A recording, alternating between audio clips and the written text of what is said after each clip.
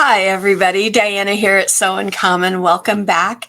This is a short extra video to go along with our Wednesday night workshop project, Stars and Diamonds. I apologize. I got really bad allergies or a cold coming on. I don't know which, but no makeup today, no nothing. But I wanted to bring this to you because this Wednesday, on Wednesday Night Workshop Live, we're going to be doing the quilting of our Stars and Diamonds project. And for those of you, Wednesday night, I told you to go ahead and go use the layout piece that comes with the pattern and go ahead and do your layout and get your piece sewn together. But I thought, some of you that are really new to Build a Quilt and haven't done it before, I thought I'd put together a little video for you to show you how to do the layout, kind of the way it comes together the easiest, I guess. So at the end here, that's what you're going to see is a couple little demo strips that are going to help you put together your Stars and Diamonds table topper. Now, if you are a more experienced Build a Quilter and you're doing a larger piece, you might not be ready to do that yet because you might be making 9 or 12 of these. 12 of these 20 by 20 blocks would give you a really nice size throw. 9 of them will give you a really beautiful 60 by 60 wall quilt or mat for the floor for the little ones, anything like that. Excuse me. If you're doing something bigger like that, I understand that you might not be ready, but remember this video will stay out here on the channel and you'll be able to come back and watch it whenever you want. And if you're wondering what this is all about, this is the project we've been doing in Wednesday Workshop Live. Every Wednesday night at 6 p.m. Central Standard Time, we go live. And this is the project that we've been doing. This is the My First Build a Quilt. It's a new collection in the Build a Quilt series. And the nice thing about it is not only are you making this, but this pattern set also comes with your finished quilting designs as well. That's what we're going to be working on this coming Wednesday. And so you get everything you need from beginning to end. You just pick your fabric, grab your wash away stabilizer and your 5x7 embroidery hoop for your embroidery machine, and you're ready to go.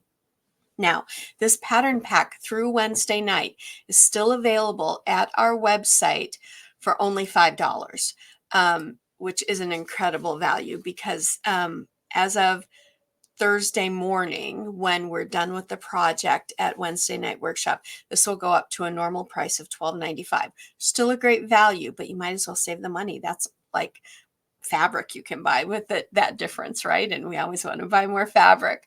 So, you can get the pattern over at the website, www.sewincommon.com. Now, here come the rest of the demos. If you haven't subscribed yet, please go ahead and subscribe to the channel. Like and share the video with others. We really appreciate that. And until next time, sew life beautiful. Okay, everybody, here we are at the design board. Please excuse my voice. I don't know if this is allergies or a cold. I'm starting to feel kind of rough today. I think it's allergies, but you never know. I wanted to go over this layout with you, and then there's another little video that talks about piecing together your pinwheels, and that is the same technique you use for piecing together your centerpiece as well. So in your packet, you have a layout diagram, but I want to kind of talk to you about how I'm putting it together, just in case those of you that are new to Build a Quilt need a little extra help in that way. So the first thing I did was piece all 4, I suppose you could say 5 for the center block, pinwheels. And then I just put them right back in their place where they go. And then what I did is I pieced together this whole bottom row, and I'm going to do the same thing, piecing together the whole top row. Then what I'm going to do is, you can see here, these 3 are pieced together, and then I'll piece these 3 together, and these 3 together. And once those are all pieced together, then I'll come back and I'll piece the 2 side pieces to each row. And after that's done, then I basically have 5 rows all completed. And what I'll do is I'll put my row right here and I'll attach it to the center row. And then I'll take my row right here and attach it to the center row. And then I'll attach my bottom and top rows. And then it's ready to wash away your stabilizer if you haven't done that in the piecing. I haven't yet. I'm doing the wash away part of the stabilizer after I've finished getting all of this sewn together. And what I do is I let it air dry for a while. Even, if I'm doing it in the afternoon, I'll let it air dry overnight. Then I come back and press it the next day. Remember, with pressing, only use wool to silk heat. Anything hotter than that is really too hot to be used in quilting. I know we like to use the cotton setting because we use cotton fabric, but really it's too hot. And over time, it can damage, all that heat can really damage your fabric and weaken your seams. So wool to silk, that's all you need. That's all I've used on the pieces that you see sewn together here. So I hope that helps. And now the next little piece of the video will be about piecing together those pinwheels to give you a little extra help there too. Alrighty. Okay, everybody, this short little video is just to show you kind of how you go about piecing your pinwheels for the Stars and Diamonds project together. Here are our 4 individual segments, and you're going to be making a total of 4 pinwheels. You've made 16 of these half square triangles, and it's really easy to put a pinwheel together, but I know sometimes it can get confusing. So this is what I always think. I always think about taking one color, the color that's in the upper right of the first piece, and going around the clock with it. So this piece starts in the upper right. The next piece then goes down to the lower right. And then the next piece goes down even more.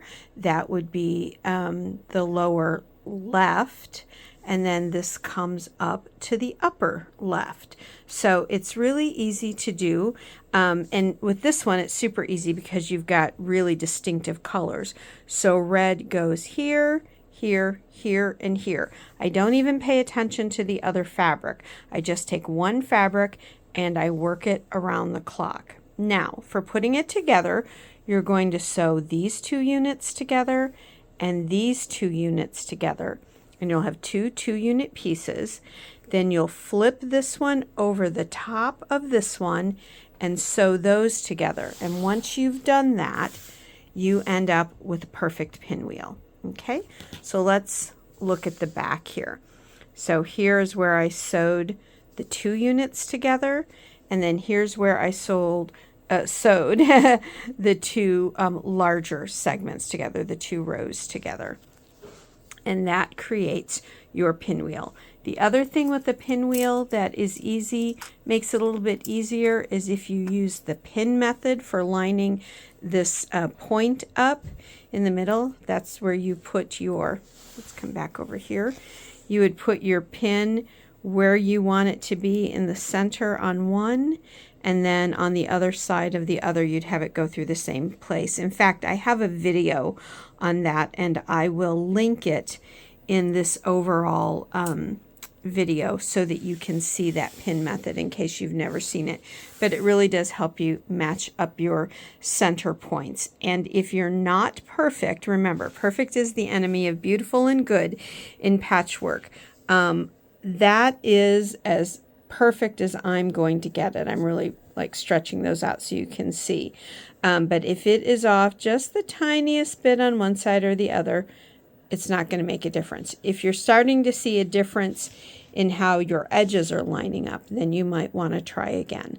All right, so that's how you're going to piece your pinwheel. Good luck.